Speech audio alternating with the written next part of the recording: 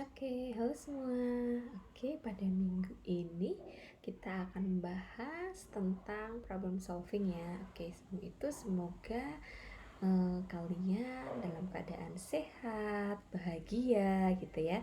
Oke, kali ini kita akan membahas tentang problem solving gitu ya. Oke, yuk kita langsung ke slide yang selanjutnya ya. Nah, oke, kita di sini akan bahas tentang apa sih definisi dari problem solving gitu ya. Nah, jadi problem solving ini adalah suatu prosedur gitu ya, yang di dalamnya itu terdapat kira-kira langkah-langkah yang harus diikuti gitu ya dalam memecahkan masalah yang dihadapi seseorang, baik dia itu sebagai perseorangan atau dia itu sebagai pemimpin organisasi atau dia itu adalah suatu anggota dari organisasi gitu ya. Jadi problem solving itu adalah prosedur atau langkah-langkah kita gitu ya, yang harus kita ikuti dalam memecahkan masalah gitu ya. Dalam memecahkan masalah. Nah, ini baik kita itu sebagai perorangan gitu ya, atau kita sebagai pemimpin organisasi, atau kita adalah juga sebagai anggota organisasi seperti itu. Nah, di sini kita biasa dulu sering ini nih, sering punya masalah gitu ya. Nah, jadi masalah itu apa sih gitu ya? Nah, jadi masalah itu dia itu adalah suatu keadaan gitu ya yang terlihat maupun kadang itu tidak terlihat gitu ya. Nah, di mana antara yang diharapkan dengan kenyataan itu tidak sesuai. Jadi keadaan gitu ya yang diharapkan, ekspektasi dan realitanya itu tidak sesuai gitu ya. Seperti itu. Itu juga adalah suatu masalah gitu ya. Jadi kalau yang apa yang kita harapkan dan juga apa yang kenyataan yang kita dapatkan itu tidak sesuai gitu ya. Nah, ini adalah bisa juga adalah masalah gitu ya, atau terdapat hambatan gitu ya antara yang diinginkan dengan keadaan yang sebenarnya gitu. Jadi masalah kan biasanya ekspektasinya seperti apa, nanti kenyataannya seperti apa, itu biasanya ada tidak sesuai atau berbeda dengan apa yang kita inginkan gitu ya. Ini adalah masalah nih gitu ya. Nah, kadang kita berpikir nih, sebetulnya masalah itu berbeda loh dengan keluhan gitu ya, gitu. Nah, keluhan ini biasanya akibat dari masalah yang tidak jelas atau tidak teratasi atau tidak terselesaikan gitu ya. Nah, keluhan yang dirasakan seseorang ini dapat dijadikan pertanda kalau seseorang ini sedang mengalami masalah yang tidak dikenali atau sebuah masalah yang tidak terpecahkan gitu ya. Gitu. Ini adalah keluhan ya, ini ada kesalahan tulis. Keluhan ini biasanya akibat dari masalah yang tidak jelas atau tidak teratasi gitu ya. Nah, keluhan ini adalah yang dirasakan seseorang gitu ya, dapat dijadikan pertanda kalau seseorang itu sedang mengalami masalah. Jadi keluhan itu yang dirasakan seseorang gitu ya. Seperti itu. Jadi keluhan itu yang apa yang dirasakan seseorang gitu ya, yang dapat dijadikan pertanda gitu ya kalau seseorang itu sedang mengalami masalah gitu ya. Seperti itu. Nah, selanjutnya bagaimana sih kita menyikapi masalah gitu ya? Biasanya pada umumnya gitu ya, masalah yang dialami seseorang ini biasanya itu bersumber dari dua gitu ya. Biasanya bisa dari diri kita sendiri atau bersumber dari luar. Jadi bisa bersumber dari internal maupun dari eksternal gitu ya. Seperti itu. Nah, biasanya kalian gimana sih dalam menyikapi masalah gitu ya?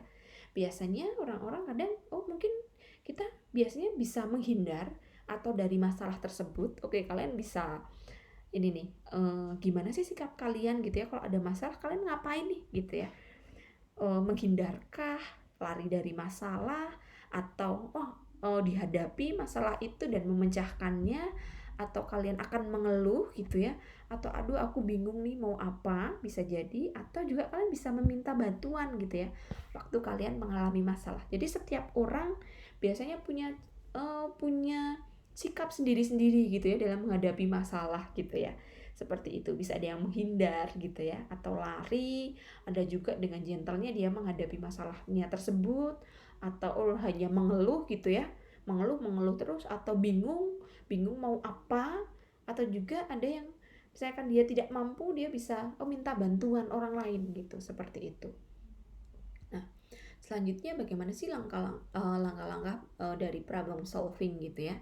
Nah, ini sebetulnya sudah ada riset gitu yang dilakukan gitu ya, terhadap pembuatan keputusan gitu ya dalam kelompok, telah dilakukan oleh Meyer dan kawan-kawannya di Universitas Michigan gitu ya.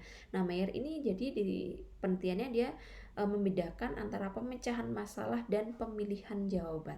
Antara pemecahan masalah dan pemilihan jawaban gitu ya. Nah, di sini dalam memecahkan masalah ya, dalam memecahkan masalah gitu ya. Dalam memecahkan masalah yang dialami perlu memahami langkah-langkahnya gitu ya. Perlu memahami langkah-langkahnya gitu. Nah, ini langkah-langkahnya itu kira-kira yang pertama dia adalah mendiagnosa masalahnya. Oke, ini permasalahannya itu apa sih gitu ya.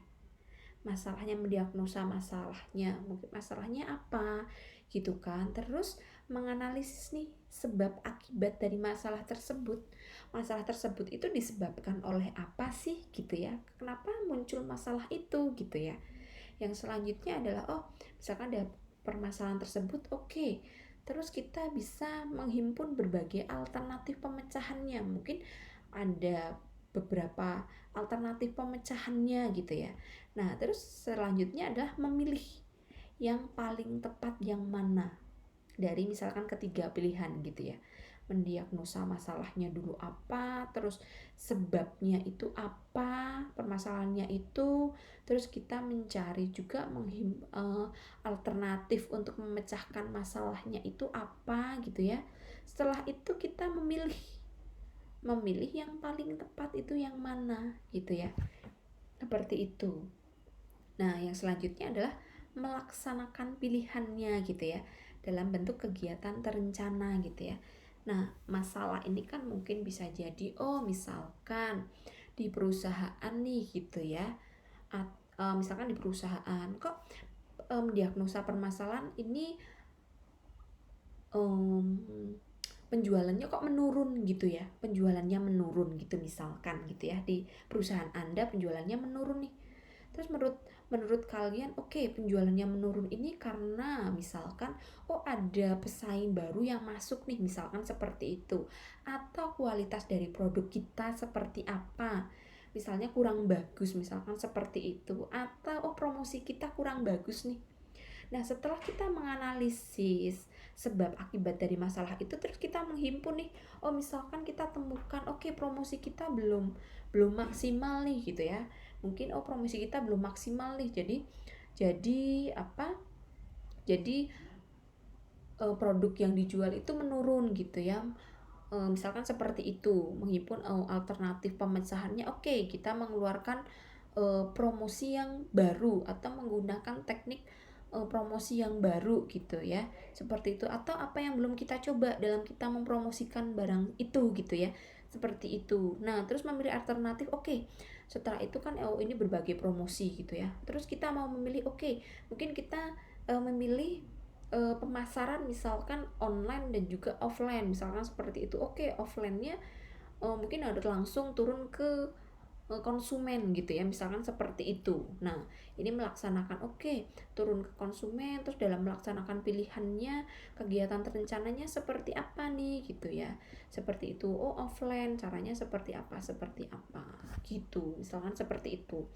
Atau permasalahan dalam dunia pendidikan, mungkin nanti kalian misalkan yang menjadi guru gitu ya, atau apa, ada masalah nih di dalam kelas gitu ya, atau ada anak ini, anak-anak didik saya kok banyak yang tidak antusias gitu, atau banyak yang bandel gitu ya. Kalian analisis lah, mungkin mereka ada masalah di keluarganya, atau mungkin pengajaran saya seperti apa gitu ya. Gitulah, misalkan masalah-masalah kan banyak, atau dalam keseharian kalian gitu ya, contoh-contoh gitu deh. Jadi ini adalah cara langkah-langkah gitu yang perlu kalian pahami dalam memecahkan masalah seperti itu. Nah, ini adalah diagnosa pemecahan masalah gitu ya. Intinya pada hakikatnya gitu ya, suatu masalah ini untuk mengetahui hakikat daripada suatu masalah ini tidaklah mudah gitu ya, tidak mudah gitu. Nah, karena masalah yang sebenarnya dihadapi ini sering terselubung gitu ya, dalam berbagai bentuk rupa-rupa gejala yang nampak dan tidak nampak gitu ya. Kadang kita mungkin kita merasa misalkan kita merasa kesepian gitu ya. Kadang kita sering terselubung, itu apakah memang kita kesepian atau apa gitu ya. Jadi akar masalahnya itu kadang belum tahu apa sih gitu ya, seperti itu. Kadang memang kita mendiagnosa masalah kita untuk mengetahui hakikat dari suatu masalah itu memang tidak mudah, karena kadang kita tidak tahu akarnya apa, kita hanya tahu di permukaannya gitu loh. Oh, ini masalah dari permukaannya misalkan tadi gitu ya, misalkan ya kalau enggak dari diri kita gitu ya, kita merasa kesepian gitu misalkan, atau kita merasa kita tidak dihargai gitu ya. Apakah memang itu masalahnya, atau ada bersumber dari yang kita insecure misalkan, atau memang kita yang tidak mau membuka diri, bisa jadi seperti itu ya. Masalahnya akarnya apa sih gitu ya, kita mencari akarnya sebenarnya kadang susah gitu ya, seperti itu. Kadang ya namanya masalah gitu ya, untuk mendiagnosa masalah itu kadang memang susah seperti itu. Tapi ya kita harus runut lagi nih, kenapa sih saya seperti ini, atau dalam pekerjaan saya kok kurang bisa naik, karirnya kurang bisa naik misalkan, seperti itu. Akarnya apa sih gitu ya, kenapa sih kok saya nggak bisa meningkatkan karir gitu ya, misalkan seperti itu. Ternyata kompetensi saya masih kurang. Kompetensi saya apa yang masih kurang, misalkan kendala di bahasa gitu ya, misalkan di bahasa asing. Di bahasa asing kenapa saya kurang nih di bahasa asing, saya belum bisa les gitu ya misalkan, atau saya masih males gitu untuk les misalkan, seperti itu gitu. Dicari lagi akarnya sampai ketemu apa sih masalah sebenarnya gitu ya, seperti itu. Nah, diagnosa masalah merupakan suatu proses yang sulit, lebih-lebih bila kelompoknya tidak menyetujui tentang tujuannya gitu ya. Memang mendiagnosa ya kayak dokter deh, misalkan juga dokter dalam mendiagnosa ini gitu ya, misalkan COVID gitu ya kan, ciri-cirinya nih udah batuk, udah demam dan sebagainya, itu belum tentu juga itu tuh COVID gitu ya, bisa jadi memang dia hanya flu. Atau yang agak susah juga mendeteksi ini dia DB atau tidak gitu ya. Ini juga sebetulnya sama juga gitu ya, untuk mendiagnosa masalah mungkin di diri kita sendiri, di tempat kerja kita, atau di suatu organisasi gitu juga. Kadang untuk mendiagnosa itu memang kadang suatu prosesnya yang sulit gitu ya, seperti itu. Nah, selanjutnya biasanya ada beberapa kesalahan umum gitu ya, dilakukan selama mendiagnosis masalah gitu ya. Biasanya ada pencampur adukan antara fakta dengan masalah gitu ya. Lalu juga ada mencampur adukan gejala dengan penyebab. Yang ketiga adalah kadang mencari kambing hitam nih untuk dikecam gitu ya, biar saya misalkan jadi nakal gitu ya, karena orang tua saya misalkan, atau ada ya pokoknya ada ini penjualan di perusahaan nggak bisa tinggi nih karena yang salah misalkan gitu ya. Misalkan di bagian produksinya nih barangnya nggak bagus misalkan, seperti itu. Mencari kambing hitam bisa.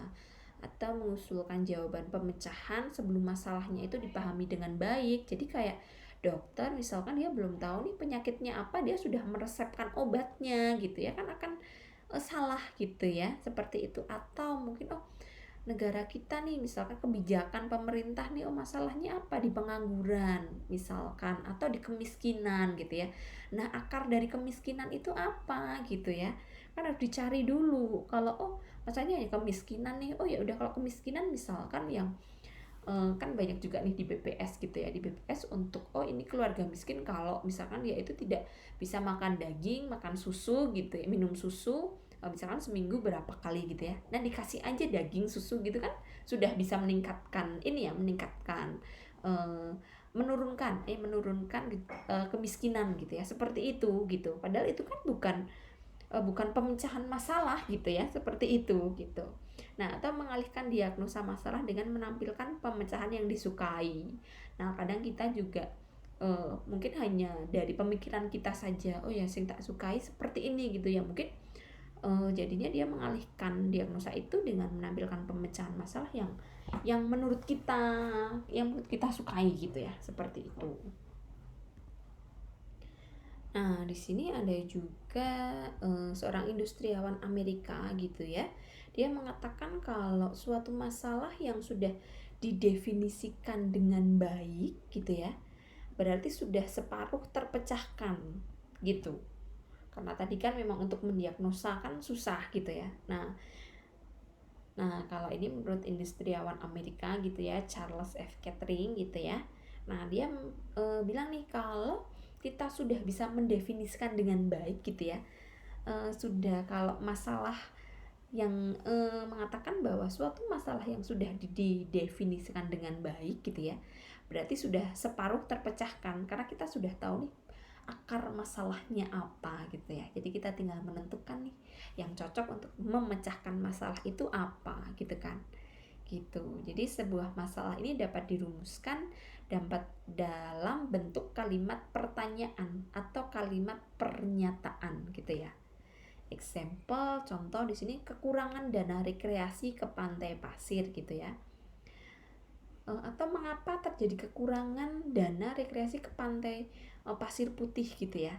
Nah, ini kan masalahnya kan kekurangan dana gitu kan.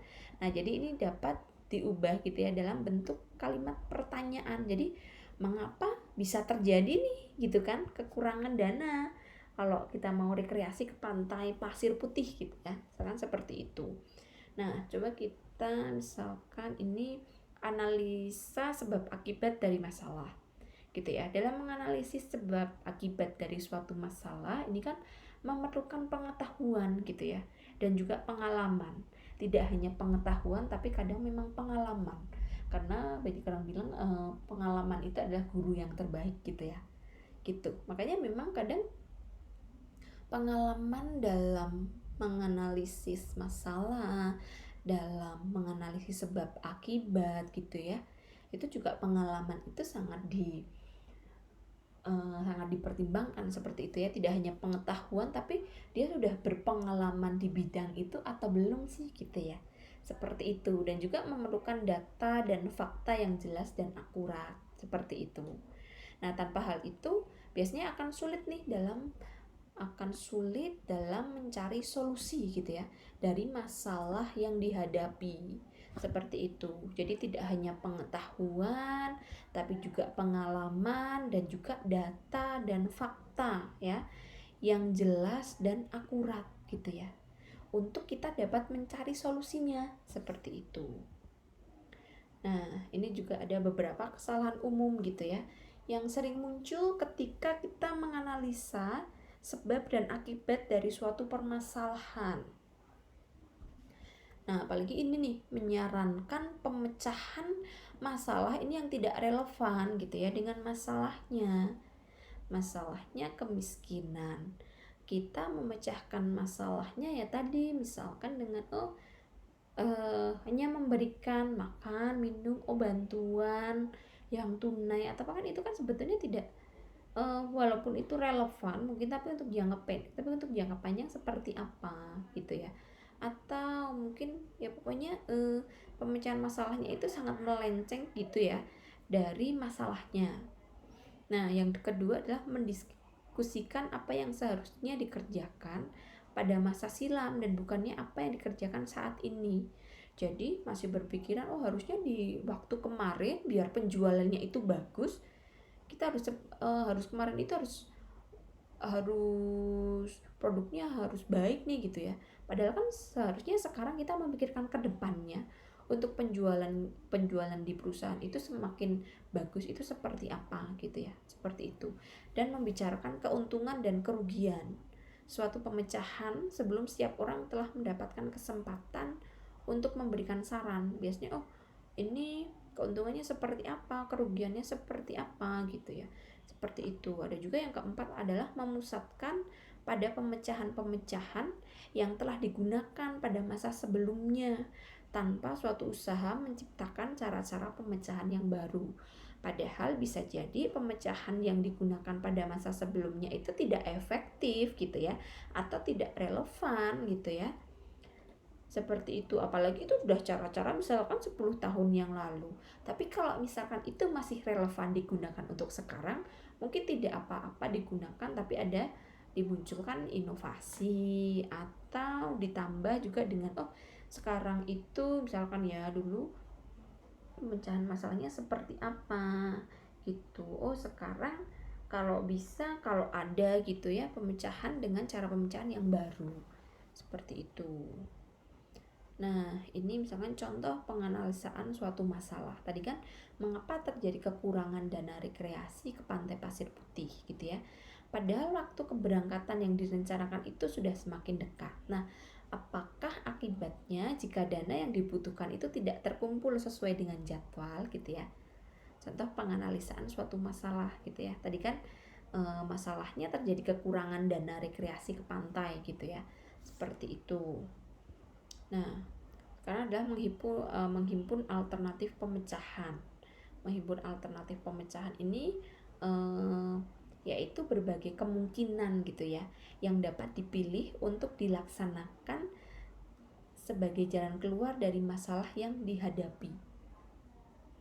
Jadi kita menghimpun alternatif apa saja gitu ya. Nah, setiap alternatif itu harus dikaji faktor-faktor pendukung dan faktor penghambatnya itu apa gitu ya.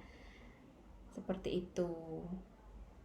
Nah, keuntungan dan kerugian menggunakan alternatif pilihan dan resiko yang dihadapi apa. Makanya dalam suatu ekonomi, dalam suatu negara gitu ya, kan ada kebijakan nih gitu ya. Kebijakan. Nah, namanya kebijakan kadang itu memang tidak bisa untuk menyenangkan semua pihak atau 100% bisa untuk menangani masalah gitu ya. Karena suatu kebijakan itu pasti ada keuntungannya dan ada kerugiannya. Nah, jadi kadang pemerintah juga memutuskan untuk menggunakan kebijakan itu juga sudah dikaji gitu ya. Ya, jadi keuntungannya yang paling dirasakan oleh orang banyak dan kerugiannya itu yang paling minim. Biasanya seperti itu. Jadi makanya kadang suatu kebijakan itu tidak dapat disalahkan, sebenarnya seperti itu. Oke, ini adalah kesalahan-kesalahan umum gitu ya yang biasanya dilakukan kelompok dalam menghimpun berbagai alternatif pemecahan. Biasanya kegagalan mencurahkan perhatian yang lebih memadai untuk meramalkan berbagai akibat dari pemecahan suatu masalah. Yang kedua, mengalihkan ramalan tentang suatu akibat pemecahan serta perkiraan memungkinkan kepada usaha mendukung suatu pemecahan gitu ya yang favorit gitu ya biasanya, atau melakukan serangan lisan kepada anggota lain gitu ya ketimbang membatasi pembicaraan pada pemecahan masalah itu sendiri gitu. Nah, yang keempat adalah tergesa-gesa gitu ya melakukan pilihan sebelum pemecahan itu diatasi dengan baik. Seperti itu. Nah, dalam memilih alternatif yang paling tepat atau pemilihan jawaban pemecahan. Nah, setelah kita menghimpun beberapa alternatif pemecahan masalah, nah kita dievaluasi secara terpisah. Kelompok seharusnya membandingkan antara hasil evaluasi dan berusaha memilih alternatif pemecahan yang terbaik. Kadang memang beberapa alternatif perlu kita coba gitu ya. Nah, setelah kita coba dievaluasi nih, alternatif mana yang kira-kira itu memang merupakan alternatif yang terbaik, seperti itu. Nah, misalkan juga mungkin kita dalam memilih atau menghimpun alternatif gitu ya, alternatif 1, alternatif 2, alternatif 3 coba diimplementasikan, selanjutnya ada dievaluasi. Misalkan yang paling bagus kita menggunakan alternatif kedua nih gitu, misalkan seperti itu. Nah, dengan kata lain, apakah alternatif pemecahan yang dipilih ini dapat mempermudah gitu ya tercapainya tujuan gitu ya, tercapainya tujuan. Ini dapat mengurangi kerugian atau dapat mengurangi juga konflik dengan orang lain gitu ya, dapat memberikan kepuasan atau mampu melaksanakannya gitu ya. Alternatif pemecahan yang dipilih itu harusnya dapat mempermudah tercapainya tujuan, dapat mengurangi kerugian, mengurangi konflik gitu ya, memberikan kepuasan gitu ya, dan mampu dilaksanakan gitu ya, seperti itu. Dan juga prosedur pemilihan alternatif yang diketahui yang terbaik dari kelompok adalah konsensus dan ketentuan mayoritasnya, seperti itu. Nah, jadi bila setiap anggota ini memperjuangkan secara gigih alternatif pemecahan dan anggota lain diam, dapat menunjukkan paham persetujuan. Untuk menghindari konsensus palsu, setiap anggota sebaiknya didorong gitu ya kecenderungannya dan ikut serta dalam pembuatan pemilihan kelompok, seperti itu. Nah, langkah terakhir dalam pembuatan keputusan adalah bagaimana keputusan itu akan ditetapkan dalam suatu tindakan gitu ya. Dalam membuat keputusan gitu ya, dalam membuat keputusan gitu ya, adalah bagaimana keputusan itu ditetapkan dalam suatu tindakan gitu ya, atau kegiatan terencana, seperti itu. Nah, langkah-langkah tindakan yang terinci serta metode monitoring dan evaluasi kemajuannya seharusnya dikembangkan. Kan namanya monitoring, evaluasi kan bisa dilakukan, tidak harus yang dalam jangka waktu yang lama gitu ya, dalam jangka waktu yang sebentar pun bisa. Jadi kita bisa mengetahui itu cara alternatif itu sebetulnya bisa berjalan atau tidak sih gitu ya. Misalkan tadi produk kita, produk dari perusahaan itu gitu ya, tadi ya misalkan penjualannya menurun nih. Nah, misalkan kita menggunakan promosi misalkan lewat Shopee misalkan. Nah, kita evaluasi nih misalkan 1 bulan. Itu sebetulnya mendongkrak tidak? Kalau tidak, coba kita cari yang lain, seperti itu. Gitu juga bisa gitu ya. Nah, pada akhirnya keputusan yang diambil itu intinya itu dapat berfungsi memecahkan masalah itu gitu ya. Apabila dapat dilaksanakan gitu.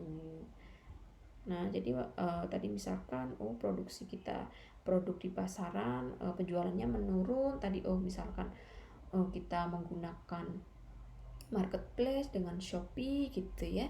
Misalkan seperti itu, meningkat atau menurun gitu ya. Misalkan meningkat gitu berarti pada intinya dia dapat memecahkan masalah itu gitu ya, seperti itu. Nah,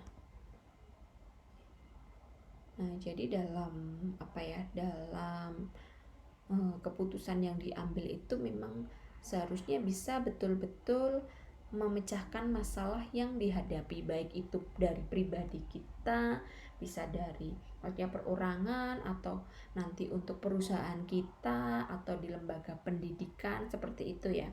Jadi memang kita yang pertama itu kita harus cari dulu nih masalahnya apa, akar masalahnya apa, sebab akibatnya itu dari apa gitu ya, seperti itu. Nah, kita bisa memang dari sini dalam memecahkan masalah gitu ya, dan juga kita harus menghimpun berbagai alternatif dari pemecahan itu. Setelah menghimpun, memilihnya gitu ya. Setelah memilih kira-kira yang paling tepat yang mana, kita melaksanakannya juga ada monitoring dan evaluasi, seperti itu. Nah, di monitoring, di evaluasi apakah itu memang pilihan alternatif yang bisa memecahkan masalah atau tidak, seperti itu. Oke, mungkin cukup sekian dari saya tentang problem solving gitu ya, baik dari perseorangan ataupun kita dalam suatu kelompok, seperti itu. Oke, terima kasih. Semoga ilmunya bermanfaat. Semoga kita bisa bertemu lagi pada pertemuan minggu selanjutnya, adalah minggu ke-12. Oke, terima kasih. Tetap semangat, tetap sehat ya. Terima kasih.